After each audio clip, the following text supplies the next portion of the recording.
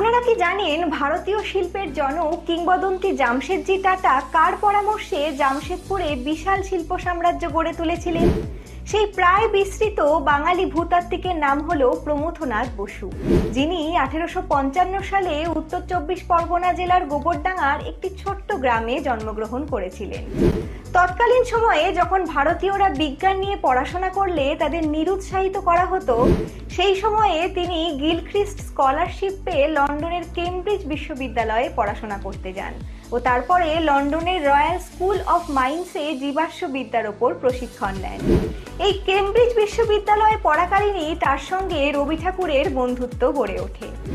এরপর দেশে ফিরে এসে তিনি ভূতাত্ত্বিক হিসেবে তার কর্মজীবন শুরু করেন এবং মধ্যপ্রদেশের ধুল্লি ও রাজহারায় লৌহ আকরিকের খনি আবিষ্কার করেন। কিন্তু এর পরেই ঘটে সেই চমকপ্রদ ঘটনা। উড়িষ্যার ময়ূরভঞ্জের কাছে গরুমহিষানী পাহাড়ে তিনি একটি যুগান্তকারী জিনিস আবিষ্কার করেন। সোনা বা হিরে নয়, তিনি সন্ধান পান ইস্পাতের, যা একটি দেশকে গড়ে তোলার জন্য সবথেকে প্রয়োজনীয় উপাদান। এরপরে 1904 সালের 24শে ফেব্রুয়ারি প্রমথনাথ বসু তার এই আবিষ্কারের একটি খসড়া তৈরি করে জামশেদজি টাটার কাছে পাঠান এবং এই রিপোর্টের ভিত্তিতেই 1907 সালে জামশেদপুরে ইস্পাত কারখানা প্রতিষ্ঠিত হয়। শুধুমাত্র তাই নয়, তিনি ভারতের প্রথম সাবান কারখানা প্রতিষ্ঠা করেছিলেন।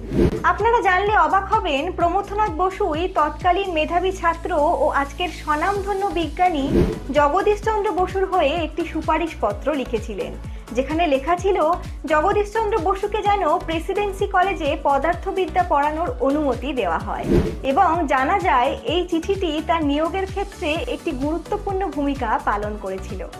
আজ অনেকেই হয়তো আমরা প্রমথনাথ বসুর কথা জানি না, যিনি কেবলমাত্র একজন ভূতত্ত্ববিদ ছিলেন না, ছিলেন এক স্বপ্নের নির্মাতা, একজন প্রকৃত দেশপ্রেমী। তাই এরপর থেকে ভারতীয় শিল্পের প্রসঙ্গ এলে পিএন বসুর কথা ভাবতে ভুলবেন না কিন্তু।